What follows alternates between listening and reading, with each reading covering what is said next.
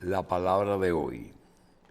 Yelena era ucraniana, pero su apellido era polaco.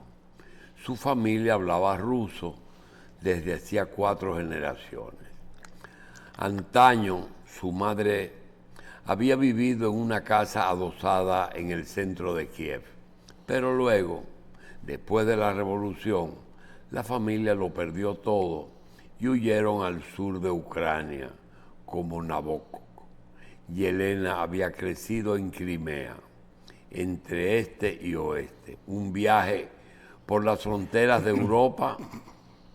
Anna Applebaum, Premio Pulitzer, página 308. Es la 4ª vez en la historia que Ucrania hace estos pujos de parto. Esperábamos que culminara el largo nacer que le ha impuesto la historia, pero su historia ha osado a un nivel superior, ha pasado a ejercer en una definición de la geopolítica mundial como otras veces, y ellos son palabras mayores, aunque la debilidad del viejo imperio ruso y sus fraccionamientos múltiples puedan ser factores decisivos para otros resultados. José Israel Cuello. Me robaste el Adelante. Me robaste el home. Perdón.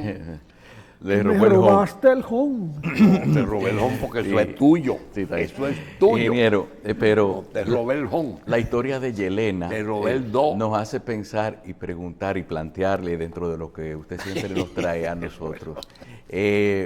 ¿Cómo es posible? O sea, que si dentro de lo que es esa Unión de Repúblicas Socialistas Soviéticas, de la que era parte Ucrania, de la que eran parte otros países, ¿cómo quizás Rusia pudo haberse aprovechado de esa incidencia cultural que pudieron haber tenido, como en Yelena, el haber hablado ruso su familia durante 4 generaciones, para sentirse con el derecho de hacer ciertas cosas, porque como las que están haciendo ahora? Porque mantuvieron su sentimiento nacional cada una de esas naciones que formaban como Ucrania esa Unión de Repúblicas Socialistas Soviéticas. O quizá Rusia se sintió con derecho de apoderarse de algo de ellas por esa incidencia cultural.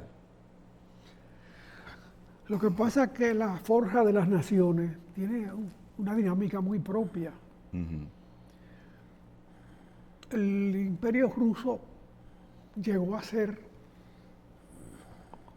un top, probablemente cuando los rusos ganaron la Segunda Guerra Mundial o fueron parte de la alianza que ganó la Segunda Guerra Mundial, y se repartió el mundo con el resto. Ahí ocupó incluso tierras de europeas netas, las 5 o 6 provincias que fueron las primeras que se desprendieron cuando se debilitó el imperio, o sea, Polonia, Checoslovaquia, Bulgaria, las otras, con mayor o mayor intensidad se mantuvieron adheridas a la Unión Soviética, y 2 espasmos históricos importantes, primero en Hungría y luego en Checoslovaquia, fueron sofocados con armas y no se restituyeron esas independencias, sino cuando se desplomó el muro de Berlín, que era el límite al cual había llegado la ocupación rusa de esas zonas.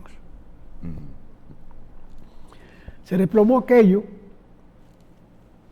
el muro se cayó solito, se desplomó un buen día y la gente comenzó a pasar de un lado a otro y a integrarse. A pesar de eso, cuando tú ves las votaciones de Alemania hoy, la parte que fue rusa tiene un criterio propio. Pero además parió a una señora que nació ahí, la señora Merkel,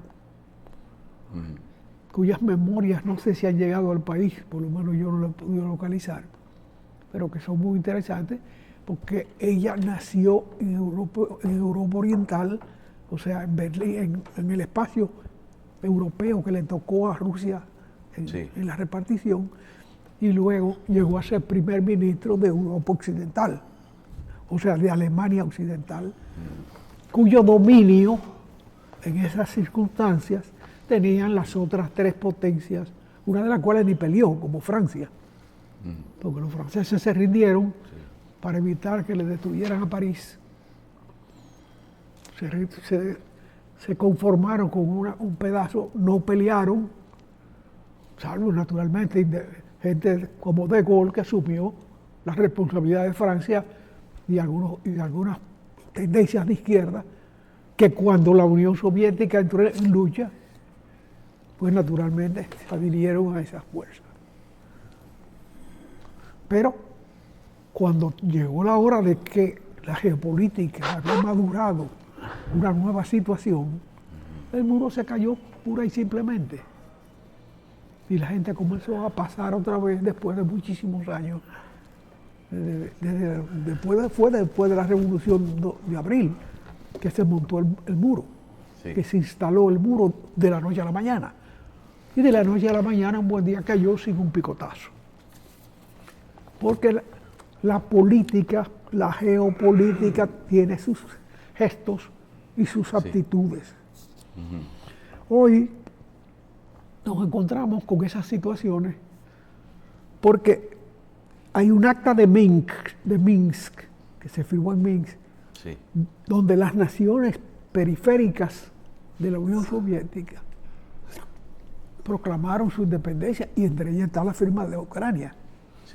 Pero eso no tuvo el mismo matiz, la misma fuerza que tuvo en otras vecindades, como por ejemplo en Polonia, Checoslovaquia, la frontera más cerca de allá. La que fue hija de la Segunda Guerra Mundial propiamente dicha, no la que tenía antecedentes históricos anteriores a la cual pertenece Ucrania.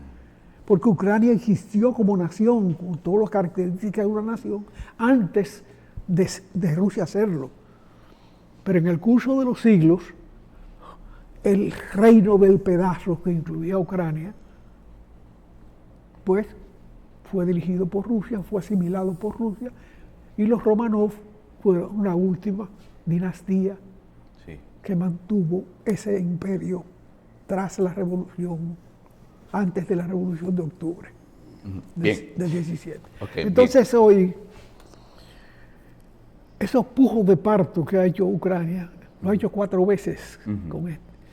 Hoy es el momento en que tiene más fuerza nacional, porque la ha ido definiendo cómo se crean las naciones. El conflicto los ha unificado, sí, eso es bueno. Continuamos con el ingeniero José Gerald Cuello, y uno busca ciertos referentes históricos para tratar de entender lo que está pasando en Ucrania, que en algún momento fue parte de la Unión Soviética, y uno ha visto que algunas de esas grandes unificaciones de diferentes etnias y nacionalidades puede ser que duren hasta nuestros días. Por ejemplo, vámonos a Japón, que el shogunato agarró y unificó a un grupo de reinos distintos en una nación que todavía hoy se ve unificada, como todavía se celebra las victorias de Gengis Khan unificando lo que eran los diferentes pueblos que hoy forman China. Pero lo que lograron los zares, la dinastía imperial rusa durante muchos años, es algo que no se mantuvo y que no da problemas todavía al día de hoy. Eso explica un poquito lo que es la situación de Ucrania.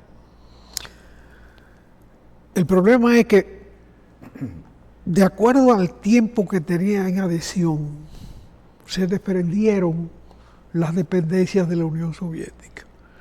¿Cuál era la más próxima en la historia? El muro de Berlín. Ese fue el primero que cayó, cuando se debilitó el poder centralizado de Rusia sobre toda esa zona. El primero que se cayó fue el último que se puso. El muro de Berlín después de la Segunda Guerra Mundial. Pero después se cayeron los países que le tocaron a Rusia en la repartición de la Segunda Guerra Mundial. De atrás para adelante. Polonia, Checoslovaquia. Polonia había sido varias veces y se había logrado salvar. Pero aquí se quedó como nación y tiene su vigencia como nación. Pero si tú ves la historia nuestra, hay soldados polacos que pelearon en la guerra de Haití contra Francia. Aparecen personajes de esa naturaleza. Sí. Y por eso hay una relación muy particular de carácter cultural entre los haitianos y Polonia. Polacos que luego fueron a pelear del lado de Bolívar, en el fraccionamiento del imperio español aquí, que parió bajo la espada de Bolívar. Sí. De manera que son las cosas de la historia. Y naturalmente sus huellas no se borran igual en un sitio que en otro. Nosotros todavía tenemos una influencia de Francia en los códigos. Sí. Porque Francia codificó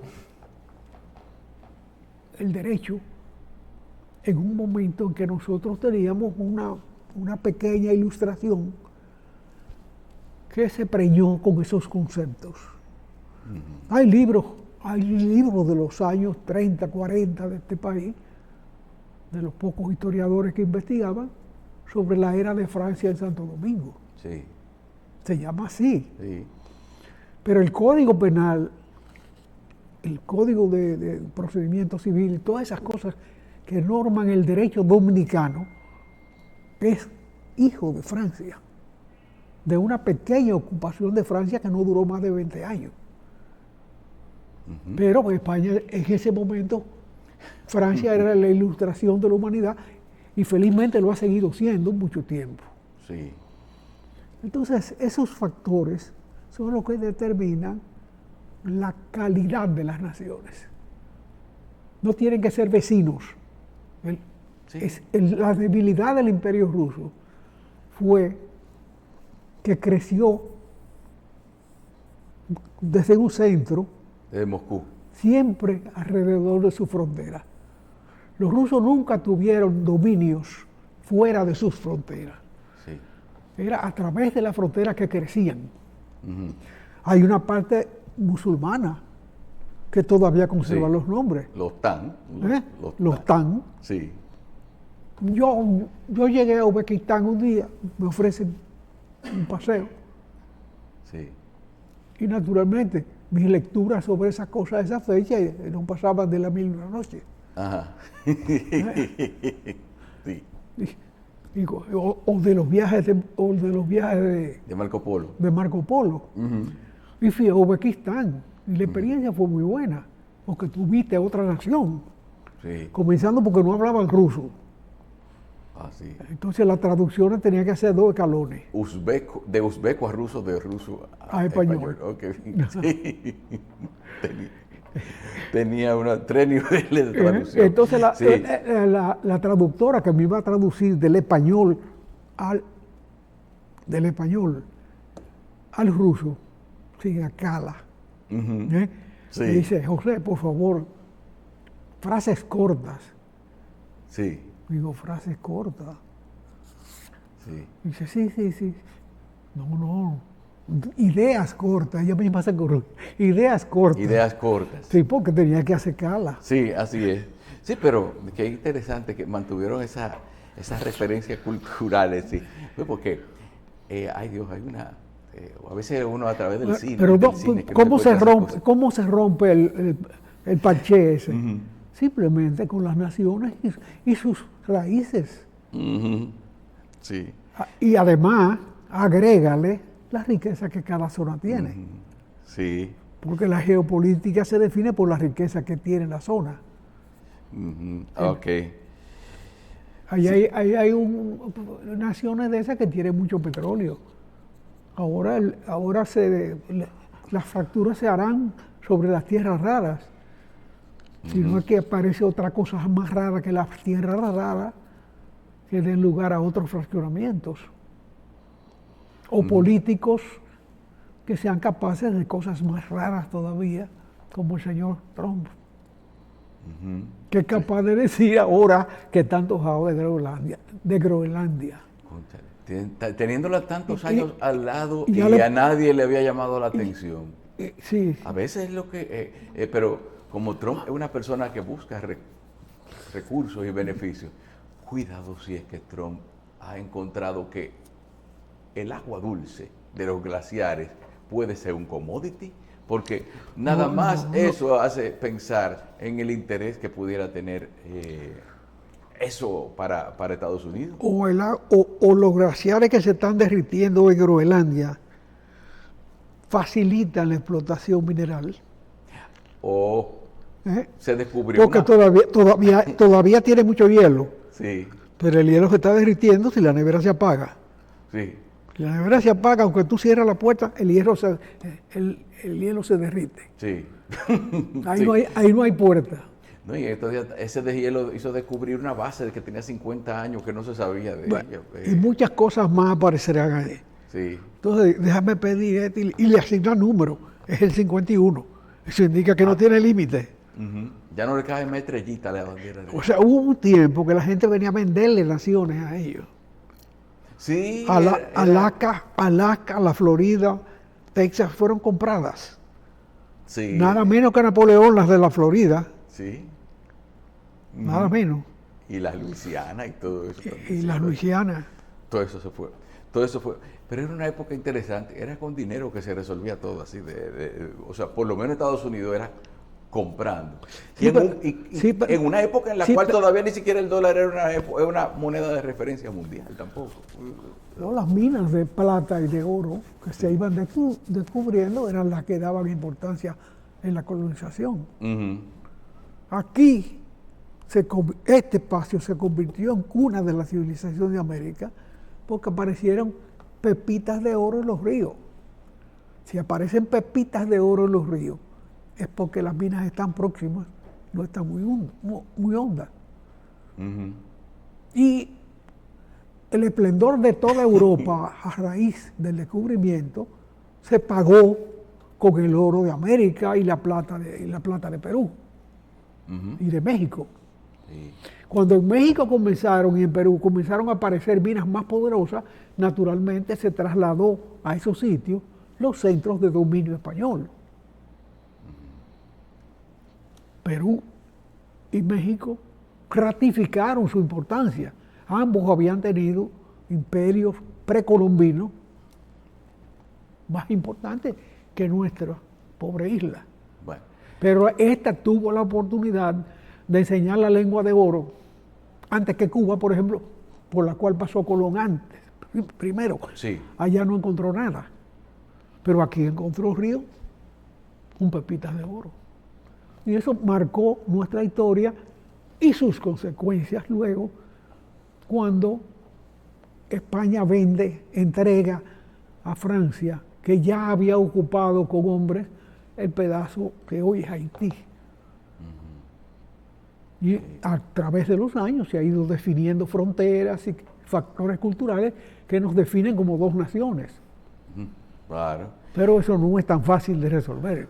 No, mire, pero eso que usted dice, usted sabe que uno a veces recorre el país y yo me di cuenta de algo.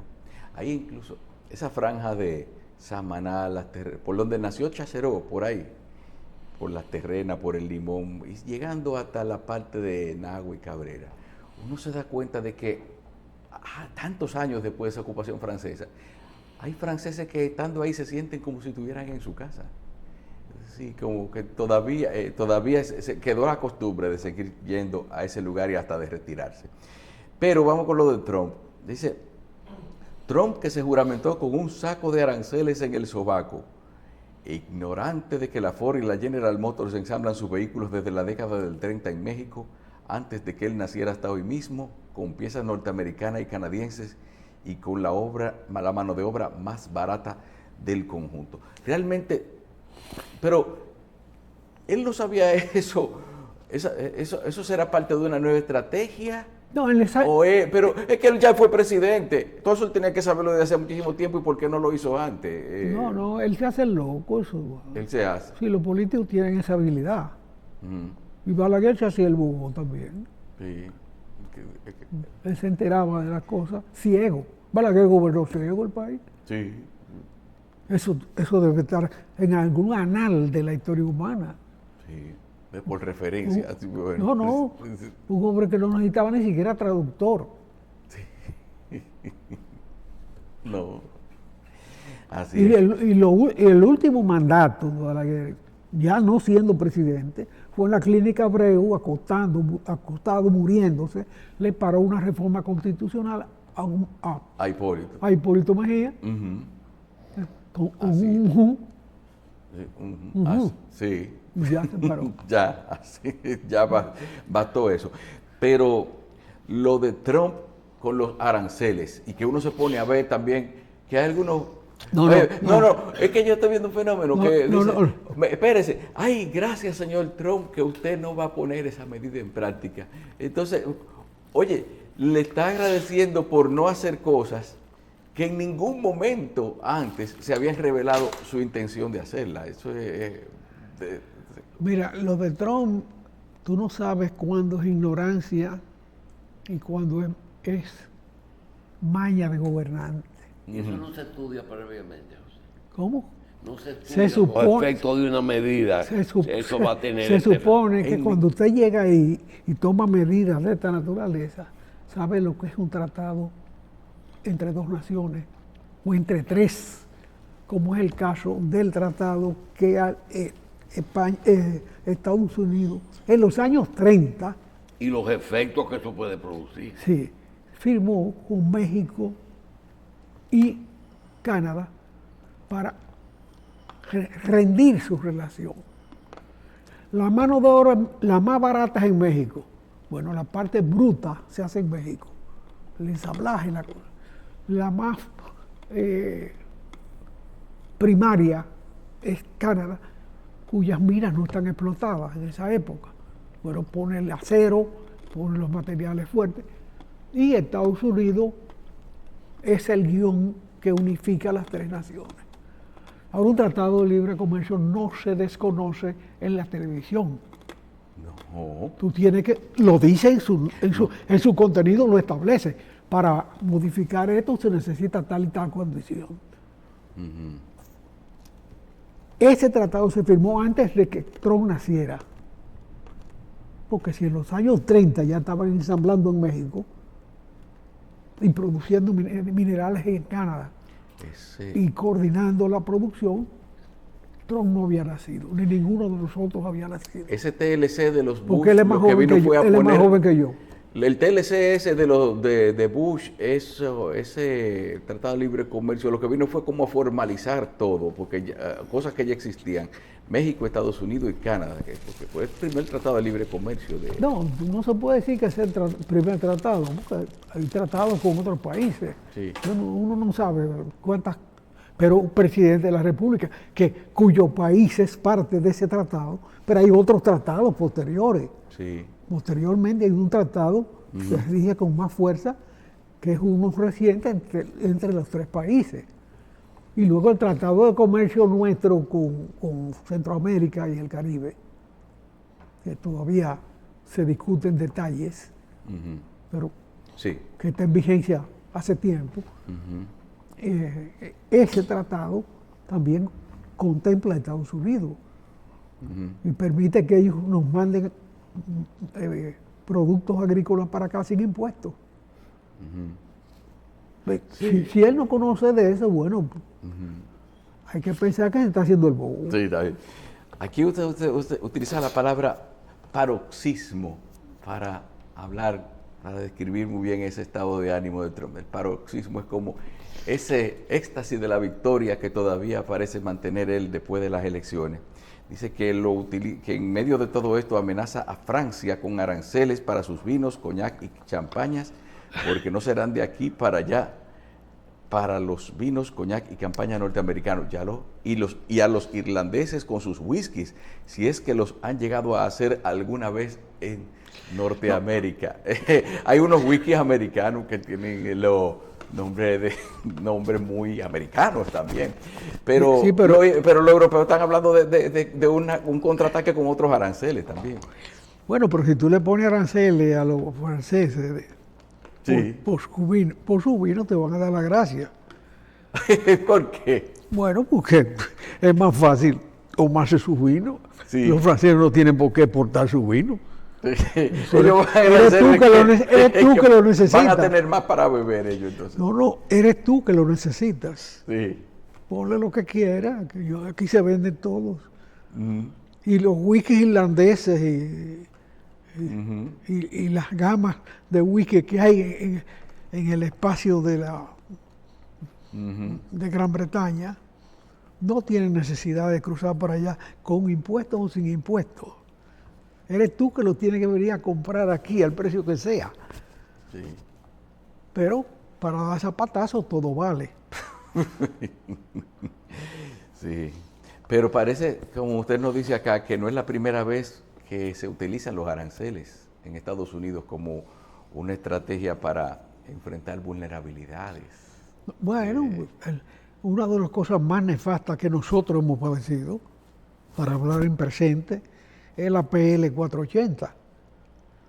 La ley pública norteamericana número 480, que protege, facilita, define que los excedentes agrícolas norteamericanos se pueden exportar sin impuestos a naciones dependientes de ellos, con lo que se estabilizan los precios allá y se establece dominio en la producción acá. Cuando el más debatido ha sido el arroz, que hoy presiona a precios que la República Dominicana no puede competir, porque por su expansión económica tiene un nivel de vida, nivel de costos distinto a la situación de Estados Unidos. Pero esa PL 480 hace que los excedentes para los productores americanos no sean una carga, porque aquí, cuando se habla de excedentes de producción, hay mucha gente con la mano en la cabeza. ¿Y qué vamos a hacer con todo esto? Pero los financia, es decir, o les garantiza mercado. Estados Unidos le compra el arroz Le compra. y se lo entrega como deuda externa a la República Dominicana. Los historiadores actuales no han abordado el estudio de lo que ha significado eso en la deuda externa que existe en la República Dominicana hoy, como deuda. Y es un estudio histórico sobre una historia muy reciente, sobre una historia que amenaza con volver a imponerse, y pueden ilustrar más que los viejos estudios añejosos sobre los cuales las conclusiones ya se han hecho. Pero la historia tiene sus reglas. Y el que no conoce su historia no tiene... Cuando no compran qué y después no venden qué. Se lo compran a los productores agrícolas para estabilizar los precios allá adentro. Allá. Sí, para que no bajen de los precios internos. Y nos los fían a nosotros. Y naturalmente eso deforma la economía dominicana. Eso la modifica. No, y tan estrictos que son ellos con la entrada de productos agrícolas. No, ¿Qué usted trae en esa maleta? Es como al por mayor y detalle. Sí, pero es un asunto. Espérate. Por ejemplo, hay un excedente de maíz en Estados Unidos, vamos a suponer. Un gran excedente de maíz. Y los economistas ya dicen, o el Departamento de Agricultura, vamos a salvar al productor y le compran el maíz. Dice, ahora el Estado tiene una gran cantidad de maíz. ¿Qué vamos a hacer con ellos? Dice, bueno, vamos a venderlo. ¿A quién? O al que le hace falta maíz. Entonces, a los dominicanos le vendemos el maíz fiado. Yo creo que están haciendo dos acciones buenas porque le están comprando el excedente para que no quiebren. Y nos están vendiendo un producto que nosotros necesitamos, pero no tenemos con qué comprarlo. ¿Por qué hay que estudiar eso despacio? Que tú dices, hay que estudiar esa operación. Porque esa deuda externa hay que pagarla. Esa, Esa deuda externa hay que porque pagarla. cogimos un maíz Bueno, está bien, pero lo lógico era que tú expandieras tu producción. Lo lógico es que tú expandieras tu producción. Nosotros, Aquí el arroz llegó el otro día. A principios del siglo XX llegó el arroz y modificó las costumbres. Entonces tú tienes que facilitar esa costumbre ya establecida. No meterle para que... fue que nos indujeron a consumir arroz. Y asumir una deuda que no necesitábamos asumir cuando había capacidad de producir. Y hay conflictos distintos. Por ejemplo, una instalación que se hizo por ahí por Murao. ¿Te acuerdas del aceite? Nos dejamos de producir maní para comprar el aceite de palma en la PL. Bueno, ¿No ese es un caso. Ese fue un caso. Y cuando se instaló una planta en Villa Altagracia, cerca de Villa Altagracia, para vender productos agrícolas de la zona. Sí, Un productor de cajas aquí, de cajas, de cajas de envolver, sí. exigió que las cajas fueran hechas aquí. Ese era un hombre poderoso. Uno de los padres de la sustitución de importaciones que se hizo bajo el padrinazgo de Ramfi, o sea, de los amigos de Ramfi. Uno de los que montó una fábrica de papel en Villa Altagracia. Era para el cartón. Exacto. No, si esa caja no se hace. Y la sacó. Pero esto viene y la piña hubo que cambiarla. Entonces la piña, la naranja y ahora el coco es un proceso. Sí, son procesos de pugna y definición del mercado y definición de naciones. Hemos vivido muchos aspectos de eso. En la nariz de uno pasan esas situaciones. Pero la PL 480 significó un endeudamiento que todavía hay pendiente de él. Porque se rueda, se facilita la posposición de pago, se refinancia.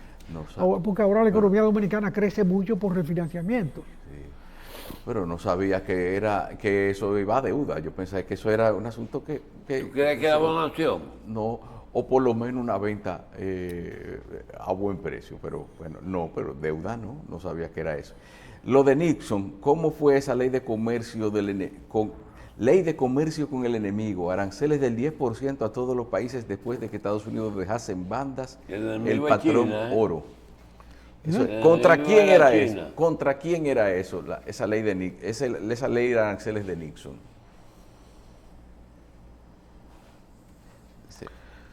Que el objetivo... Cuando Estados Unidos se divorció del patrón oro, es relativamente reciente, gobernaba Nixon. ¿Cómo lo hizo? Simplemente diciendo, yo no puedo comprar el oro a $33 la onza. Debe ir su valor al mercado. La mayor parte de los países que se afectaron por esa situación repingaron. Pero a partir de ahí, de esos años 70... Sí, pero eso necesita una explicación previa. Estados Unidos, teniendo el petróleo, decide guardarlo de reserva y comprar petróleo a los productores en el mundo. Pero guardar el de ellos, que era una gran cantidad. Estados Unidos es el mayor productor de petróleo del mundo. Lo que pasa es que llegó a un acuerdo con Arabia Saudita y con Venezuela para mantener un precio estable entre ellos. Pero la paridad de $33 la onza no le convenía en esa situación. Nixon desconoce eso y sencillamente hubo que aceptarlo. Pero a partir de ahí, y hasta hoy que vale $3,000 la onza, de $34 la onza a $3,000 la onza, y el oro no sirve para más cosas que para hacer la referencia de la moneda americana o de las monedas fuertes. Tan sencillo como eso. Entonces, hoy tenemos el oro a 4,000, a 3,000 o 4,000, no sé dónde está la onza. Hace un día que no me fijo en ese galope que lleva el oro hacia arriba. Pero nuestra minita de la era colonial se sigue explotando, pero se sigue explotando por ellos. Nuestros ríos se siguen contaminando, pero se siguen contaminando por ellos. Y la sociedad que lo sustenta no crece a la velocidad que crece la empresa y el precio del oro. Es cierto. Y lo peor, ingeniero, es que se utilizan las ganancias para consumo.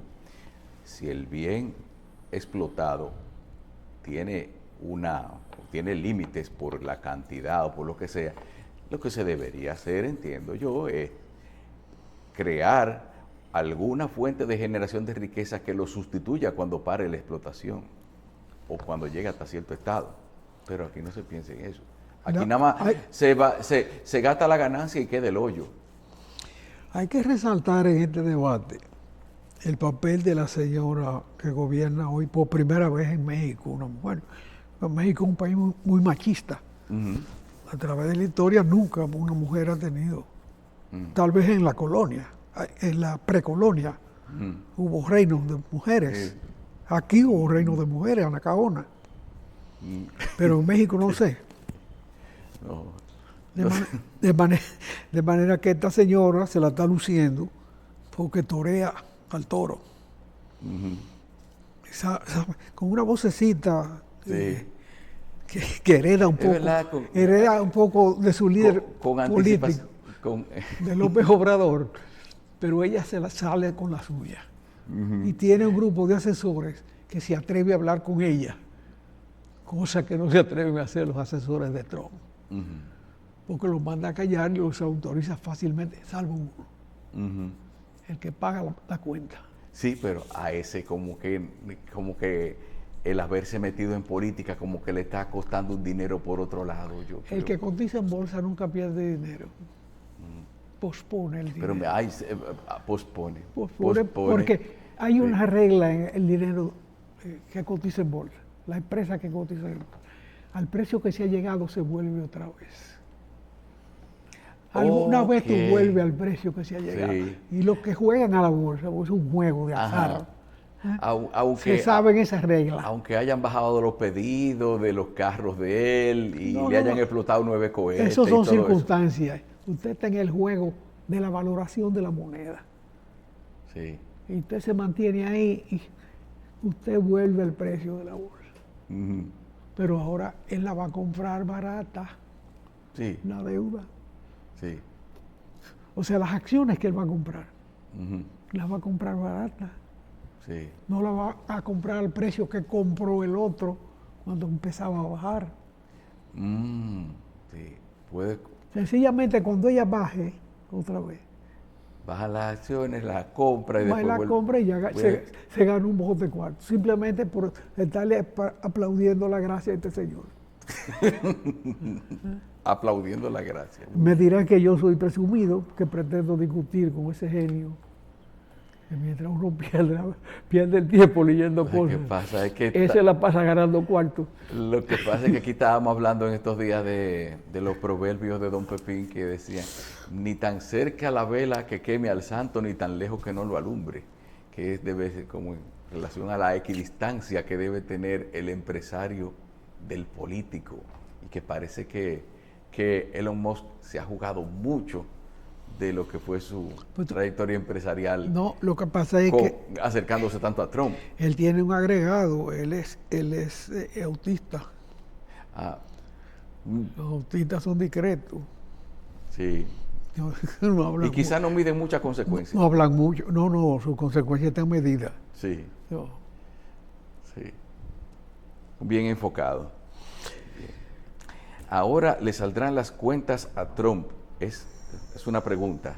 ¿Le saldrán las cuentas a Trump? Es imposible saberlo. Hay que tener en mente que Estados Unidos ahora tendrá que afrontar los aranceles que los países contrarios les pongan en represalia. Y eso son... ese es el emparejamiento de las resmas, ingeniero.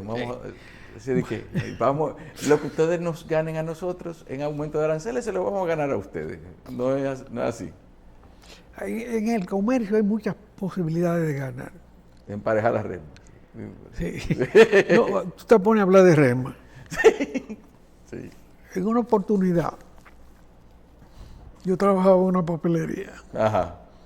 y me llaman dice, mira, nosotros trajimos un papel el otro día y los impresores del barrio se están quejando de que no les rinde el papel. Coge 10 remas al azar por ahí de ese papel de periódico Y cuenta. y cuéntala a ver si está completo, porque el vino cerrado. Y efectivamente, cuando la cuento tenía 480 hojas. 20 hojas menos de la que... 20 hojas menos. Que el que la trajo de Japón, Sí, el patrono, sí. no lo tuvo en cuenta, Ajá. porque él pidió resma. Pero hay resma de 480 y resma de 500. Sí.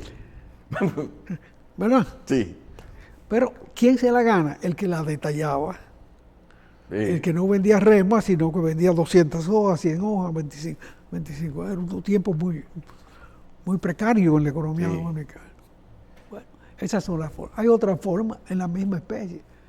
Una vez en la cámara de impresores, alguien tiró una resma que decía papel manifold de 480. Sí. De 480 hojas. 480 hojas. Ajá. Ya, eso era otra tipología. Entonces, pero no era de 480 hojas, era de 400 hojas, Sí, ¿eh? sí. No de 480 gramos. Que confundían los términos ahí. Pero Entonces, eso se calculaba y se hacía un acuerdo entre el productor y el comprador allá. ok.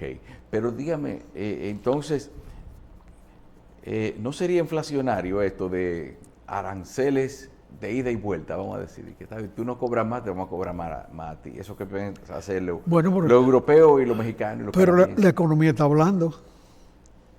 Las bolsas se fueron al suelo. A los jugadores de bolsa no le afecta en nada. Esas oscilaciones le hacen mucho bien. Ellos ganan en esas oscilaciones. No le cojan pena al señor. ¿Cómo que se llama? Elon Musk. Elon Musk. No le cojan pena. Que él no coge pena. Que no noten eso. Es un juego económico. Ahora, no se metan en ese mundo que usted no conoce de las bolsas, porque lo estropean. Donde hay uno que gana siempre, hay otros que pierden siempre. Y los que se gradúan de ganadores ahí son muy pocos. Sí, sí. Bueno, dice que las bolsas van diciendo lo suyo, pero estamos hablando de conflicto que Trump asume de resolver las cosas entre Putin y Ucrania. Un paso positivo. Mira, que ya se aceptó una tregua, pero eso arregla un poco las cosas. Mira, el que tiene urgencia en este momento, a mi entender, para salir de ese asunto, es Putin. Ajá. Sí, primero él tiene más de 20 años en el poder ya. Olvídate. Ya hay otras generaciones existentes en Rusia que quieren su chance. Los dictadores, el poder absoluto tiene un límite. El poder, mientras es bien recibido por los súbditos, es maravilloso. Pero cuando pasa a ser queja, es peligroso. Esa tierra última que conquistó Putin, es un aviso de su debilidad. Porque por ahí empezó esta guerra. Por ahí fue donde Ucrania se respingó frente al dominio ruso y le cogió un pedazo de lo que Rusia había cogido en la guerra anterior. Fue en el 22, hace 10 años más o menos. Sí. Eso ya está afectando territorio ruso. Y porque Hasta ahora lo que Ucrania había hecho era a la defensiva, tratar de expandir un poco lo que Rusia le había quitado en la guerra anterior. Pero ahora se está peleando en terreno ruso, que es muy costoso para Ucrania, claro que es muy costoso, pero le ha permitido importantizarse en la historia humana. Sí. O sea, ya hasta un boche le dio a Trump. Es un pase de curso. Sí, es un pase de pasó curso. de curso ahí Sí, con eso.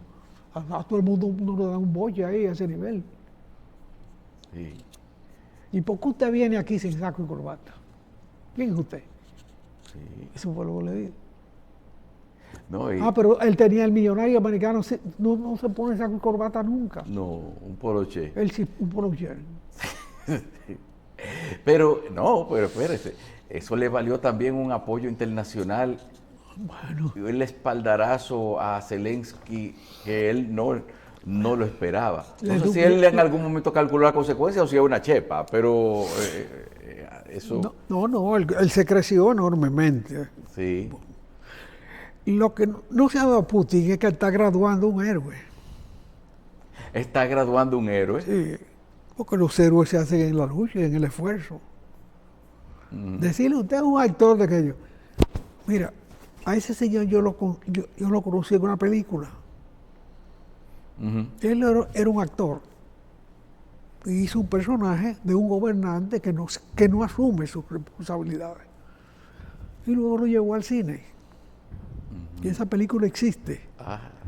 Ese era el papel que él desempeñaba. Criticando a los gobernantes que no hacen nada cuando suben al poder. Ajá. De manera que él está ejerciendo lo que es un libreto creado por él. Merece más respeto que un simple aventurero, un simple condottiero, que no es que ellos merezcan improperios, No, claro. pero que sus vinculaciones con esa realidad de la política van más allá de un simple espasmo y un simple cumplimiento de la responsabilidad. Él domina el tema. Ya no es la caricatura de la película, que es magistral, porque la hacía un actor, Sí. un actor bruñido, cocinado en la experiencia. Sí. De manera que no se burle de él. Usted hace garata con unos aranceles que no entiende, Sí. pero él te hace política con un tema que él entiende. Sencillamente, él se dejó dar su boche y ahí está sentado con Putin pasado mañana. Sí. No, y además, Ahora el que necesita una salida es Putin. Él no sabe cómo salir de un poder que lo hizo absoluto, no, Putin, que no define su salida. Y ya la Rusia de hoy no está en capacidad de aceptar gobernantes eternos. Hasta la vida de Stalin se pone en duda si fue de muerte natural o no natural que desapareció. De manera que no se siga jugando con eso. Yo tengo entendido por lecturas, ese que mencionó ayer, que menciona a esta señora en la cita primera, menciona a Nabokov, Vladimir Nabokov, el más grande literato, sí, literato de la Rusia emigraba, sí, de la emigración, que triunfó en la emigración. El autor de Lolita, para decir un libro que es muy Sí. conocido y una película muy conocida. Sí. Pero lo tiene más rastrero que ese. Hay uno que se llama Ada o el Ardor, cuento de Nabokov, bellísimo. Que tú, por las palabras, las tres palabras, tú te das cuenta que es un libro crudo. sí, Bueno, pero esta señora hace un viaje por la Rusia residual y se da cuenta cómo se va definiendo fronteras por la historia. Y yo entiendo que a esa oligarquía rusa que se apoderó de las empresas, a Rusia le conviene volver a la Rusia esa que hay que desplazar, que se está desplazando en esta guerra, le conviene un espacio en Ucrania, en Sí. en Odessa y en Crimea, Sí, como enlace con las sociedades externas. sí. Que, No, que ya. lo que lo ha tenido durante muchos años, sin mucha bulla. Ujú. No, y además, ingeniero, es que el hecho de que Putin haya vendido la idea de que eso era un clavo pasado, Ucrania, que iba a ser una guerra que una cuestión de meses que se le ha extendido ya por años y con un desgaste tal de que cuando usted ve que hay que amenazar a la población apta para luchar para que no se vaya, y que están inclusive hasta mandando de nuevo a pelear a gente que ya vino con lesiones de la guerra, ya tú te das cuenta, ya uno se da cuenta de cómo socava eso la imagen de Putin, así como usted dice. Sí. Bueno, Entonces, la guerra es allá, no aquí. la guerra, sí. Pero y por aquí, no. Aquí lo cubramos. Aquí lo cubramos. Doctor Jacín.